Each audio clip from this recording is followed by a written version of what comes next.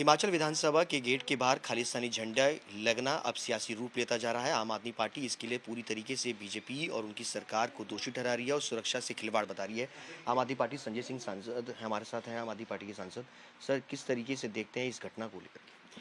देखिए, ये एक बार फिर से ये साबित हो रहा है कि पूरी बीजेपी अगर गुंडे को छुड़ाने में व्यस्त रहेगी, गुंडे को बचाने में व्यस्त रहेगी। बताइए, हाई कोर्ट रात में खुलवा रहे हैं।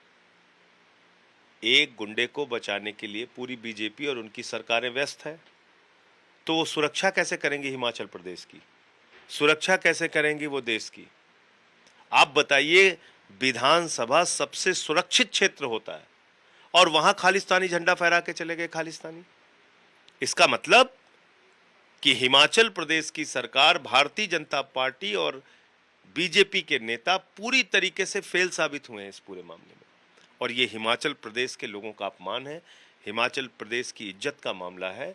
खालिस्तानी झंडा फहराने वाले कौन से लोग हैं, उनके खिलाफ सख्त से सख्त कार्रवाई होनी चाहिए। जयराम ठाकुर का भी बयान है, उनका कहना है कि विधानसभा के अंदर शीतकालीन सत्र ही होता है और वहाँ पे सुरक्षा की जो व्यवस्था है वो उस दौरान ज़्यादा होती है और इसी का फ़ायदा उठा करके कायरतापूर्वक जो घटना है वो की गई है।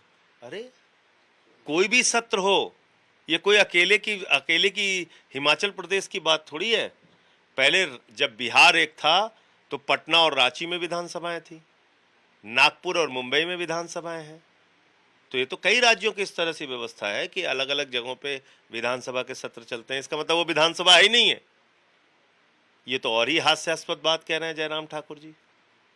एक मंत्री अगर कैबिनेट का होता है, उसके जितने भी घर पूरे हिंदुस्तान में होते हैं, सब जगह सुरक्षा होती है। तो मंत्री के लिए सुरक्षा होती है तो विधानसभा के लिए नहीं होती है? ये कौन सा हास्यास्पद तर्क है उनका? ये तो अपने गुनाह को छुपाने की बात कर रहे हैं मुख्यमंत्री जी। आपसे सुरक्षा हो नहीं पाई तो आप कह रहे हो कि यहां ये सत्र नहीं होता, वहां वो सत्र नहीं होता। इसका क्या मतलब है? विधानसभा है ना, वहां कोई भी सत्र चलता है ना, तो उसकी सुरक्षा होनी चाहिए। तेजेंद्र पाल सिंह बग्गा को लेकर के कल हाई कोर्ट ने, पंजाब हरियाणा कोर्ट ने रात को उनको फौरी राहत अगर कहा जाए वो दे दी गई है। नहीं, उसमें फौरी राहत बिल्कुल नहीं है। मोहाली कोर्ट का जो आदेश है वो अब आप देखिए, उसमें साफ तौर पे अरेस्ट वारंट जारी हुआ है। पंजाब की सरकार ने कहा है कि जब हाई कोर्ट की सुनवाई होगी उस वक्त पूरा मामला सामने रखा जाएगा। इस पे हाई कोर्ट ने कल रात को सुन के अब आगे जो सुनवाई होगी उस पे तस्वीर साफ होगी कि क्या होता है। तो ये जरूर साबित हो गया बीजेपी की इतनी पूरी भाग दौड़ और पूरी प्रक्रिया से कि एक गुंडे को बचाने के लिए किसी भी हद तक भारतीय जनता पार्टी जा सकती है। जो व्यक्ति सीरियल ऑफेंडर है, जिसने बंगाल के अंदर हिंसा और नफरत फैलाने का काम किया, जिसने दिल्ली में सुप्रीम कोर्ट के परिसर में घुस के वरिष्ठ अधिवक्ता प्रशांत भूषण को मारने पीटने का काम किया, जिस व्यक्ति ने पंजाब के अंदर नफरत फैलाने का काम किया, दिल्ली में कई मामले जिसके ऊपर दर्ज हैं, ऐसा सीरियल ऑफेंडर, उसको बचाने के लिए रात में हाई कोर्ट खुलवा रही है बीजेपी। ये तो बड़ी हास्यास्पद बात है, बड़ी दुखद बात है, बहुत पीड़ादायक है कि बीजेपी कर क्या रही है। कभी हाथरस कांड में गैंगरेप करने वालों के साथ खड़ी हो जाती है, कभी उन्नाव कांड में बलात्कार करने वाले के साथ खड़ी हो जाती है, कभी लखीमपुर में किसान और पत्रकार की हत्या करने वाले के साथ खड़ी हो जाती है, कभी कठुआ में 8 साल की बच्ची का बलात्कार करने वालों के समर्थन में 3-3 मंत्री तिरंगा लेके निकलते हैं, और अब एक सीरियल ऑफेंडर के पक्ष में गोवा का सीएम आ रहा है मिलने। अब बताइए। बीजेपी के साफ तौर पे कहना है कि आम आदमी पार्टी जो आरोप लगा रही है कि बीजेपी गुंडों की पार्टी है, उनका कहना है कि आम आदमी पार्टी गुंडों को जो है वो पालती है, रखती है। उनके साथ साथ ताहिर हुसैन हो, चाहे वो जहांगीरपुरी में इंसिडेंट करने वाला शख्स हो, वो आम आदमी पार्टी के साथ जुड़े हुए हैं। अरे भाई, अंसार की फोटो देखा नहीं आप लोगों ने?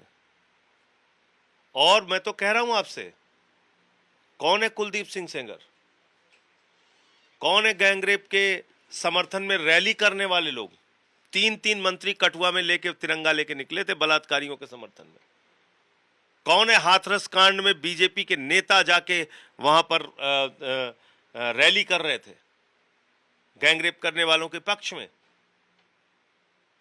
तो भारतीय जनता, आप बताइए, एक मंत्री और उसका बेटा मिलके 4 किसान और एक पत्रकार की मंत्री के गाड़ी से कुचल के हत्या हो जाती है, अभी भी वो देश का गृह राज्य मंत्री बना हुआ है। ये लोग बोलेंगे। और पुलिस के दुरुपयोग की बात कर रहे हैं, रोना रो रहे हैं भाजपाई। पुलिस के दुरुपयोग पे भाजपाई बोलते हैं तो लगता है डाकू गब्बर सिंह अहिंसा पे उपदेश दे रहा है। सीबीआई का छापा मुख्यमंत्री केजरीवाल के दफ्तर पे, सीबीआई का छापा उप मुख्यमंत्री मनीष सिसोदिया के ऊपर, सीबीआई का छापा स्वास्थ्य मंत्री सत्येंद्र जैन के ऊपर, सीबीआई ईडी का छापा सारे मंत्रियों के ऊपर। 35 एमएलए गिरफ्तार किए हमारे, अपमानित करके घसीट के उनको जेल में डाला गया। और तो और एक सोमनाथ भारती के कुत्ते को पकड़ने के लिए 40 पुलिस वाले भेजे थे दिल्ली पुलिस ने। ये है इनकी असलियत। 9 मुकदमा किया आदित्यनाथ जी ने एक दिन में मेरे ऊपर, 23 एफआईआर की अब तक, राष्ट्रद्रोह का मुकदमा लगाया है, पार्टी का दफ्तर बंद करा दिया उत्तर प्रदेश में, पत्नी घर पे थी, पुलिस बेच के धमकाया, 150 पुलिस वालों के साथ सीतापुर में मुझे गिरफ्तार किया था। ये पुलिस के दुरुपयोग की बात कर रहे हैं ये लोग, रोना रो रहे हैं। जिन्होंने जांच एजेंसियों को अपनी कठपुतली बना के रखा है, जिन्होंने हिंदुस्तान को बर्बाद करने का ठेका ले रखा है, ये हमें शिक्षा देंगे। तो ये बात है। बहुत बहुत शुक्रिया बातचीत करने के लिए संजय सिंह। कैमरा पर्सन आलोक दास के साथ सुशांत मेहरा, दिल्ली आज तक।